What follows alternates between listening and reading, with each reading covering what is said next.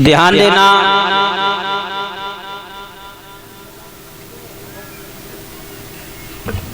परीक्षित महाराज। परीक्षित कौन से हैं? अच्छा अच्छा अच्छा, सुंदर बात। ये श्रीमद् भागवत कथा जो है ना, जीवन में बहुत ही अनिवार्य है, बहुत ही आवश्यक है। हर इंसान को कथा कराना, बस सुनना, बस देखना हर इंसान के जीवन में आवश्यक है। मगर इंसान कहता है कि वो तो मनोरंजन रहेगा, वो भागवत भागवत कचना कह रहे हो ना कराए रहे, वो तो मनोरंजन कराए रहे। मगर मैं तो ये कहता हूँ, जब ये पूर्व जनों के संस्कार उदय होते हैं तब ये कार्य करने और कराने का अवसर मिलता है। ऐसी थोड़ी ना है जाती भागवत कथा है। हर इंसान के जीवन में ये भागवत आवश्यक है।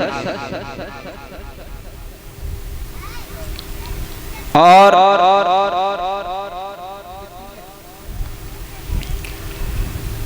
बड़ा ही सुंदर बात है, बहुत ही अच्छी बात है जो कि आपके गांव शेखुपुर में भागवत का आयोजन हुआ है। सुंदर सुंदर कथाओं का वर्णन होने के लिए जा रहा है। और एक बात और बताऊं परीक्षित महाराज, ये भगवान ने आपको मानव शरीर दिया, मानव देह दी है, तो इसको वृथा ना कमाएं। मैं नहीं कह रहा हूँ, अच्छे अच्छे विद्वान कह जाते हैं कि भगवान की भक्ति में थोड़ी देर के लिए समय निकालो। अब कही जाए तो जा कोने से बा कोने पे जे कहियोगे तुम आई सब बा कोने पे भागवत चल रही है, चल रहे हो सुन बे, हमारे पास टाइम ना है। और टाइम की कही जाए तो जब संसार में सबसे बड़ी कमी है तो जब टाइम की है, समय की। कहो कि हमारे पास टाइम ही ना है। और जब यमराज लेवे कुआं में तब झोला डंडा उठाए और चल दिए, उनसे कह दे करो कि हमारे पास टाइम ना है। भगवान की भक्ति में, भगवान की भागवत में कुछ ना कुछ समय जरूर निकाले। विद्वानों का मत है कि बड़े भाग्य मानुष तन पावा और सुर दुर्लभ सब ग्रंथ न गावा। बड़े ही भाग्य से ये मानव शरीर, मानव देह मिली है आप लोगों को, इसको वृथा ना कमाएं। मगर इंसान भूल जाता है। परीक्षित महाराज मेरे दादा हो, जब संसार में इंसान ने जन्म ले लो तो जी समझो तो मैंने यहाँ पे बेनामा कराए लो, मुझे का जानो है, मुझे का यहाँ से जानो है। आज के नौजवान भैया को देखो तो जो रोड हाईवे चल रहे ना, मोटरसाइकिल पे इतनी स्पीड दे देते हैं कि कोई हिलो हिसाब ना है, और आगे जाके गिर पड़े और गिरे गए। काउ तरीका से भगवान ने बचाए ले ना, तो परीक्षित महाराज का कहेंगे, ए तुम्हारी से हमने ऐसे करके ऐसे हैंडल मोड़ दो ता से बच गए। और जिना कहेंगे कि प्रभु की निगाह है गई ता से बच गई। हाँ, अब इंसान समझ लो कि मैंने यहाँ पे आके बेनामा कराए लो, मुझे का यहाँ जानो है। और एक बात और बताऊं, जिस इंसान या जिस जीव ने इस संसार में जन्म ले लिया है उसे जाना जरूरी है। हर इंसान को जाना है। आज तुम जाओगे, कल हम जाएंगे, परसों कोई और जाओगे। आना जाना इस संसार में लगा हुआ है।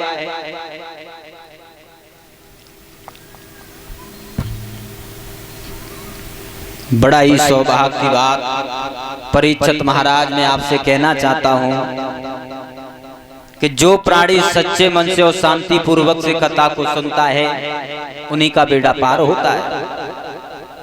काम क्रोध मद हिंसा का दमन करते हुए सांसारिक मोह माया को छोड़ करके भगवान की अमृतमयी कथा की ओर ध्यान करते रहना है।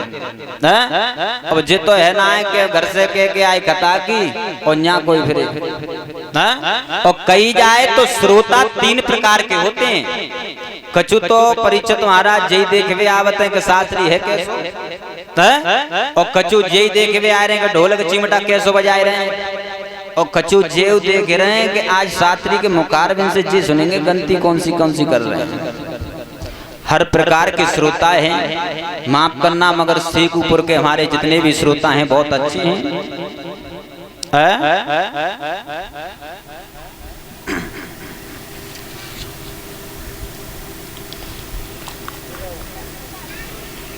श्रीमद् भागवत कथा कलयुग में 3 बार सुनाई गई थी, 3 बार। जब पहली बार कथा सुनाई गई ना तो कलयुग 30 वर्ष आ चुका था, और दूसरी बार कथा सुनाई तो कलयुग 230 वर्ष आ चुका था, 200 वर्ष। और तीसरी बार कथा सुनाई तो कलयुग 230 वर्ष आ चुका था। पहली बार कथा सुनाई ना गोकर्ण महाराज ने धुंधकारी को सुनाई, गोकर्ण महाराज। अभी आप लोग कथा को श्रवण कर रहे थे।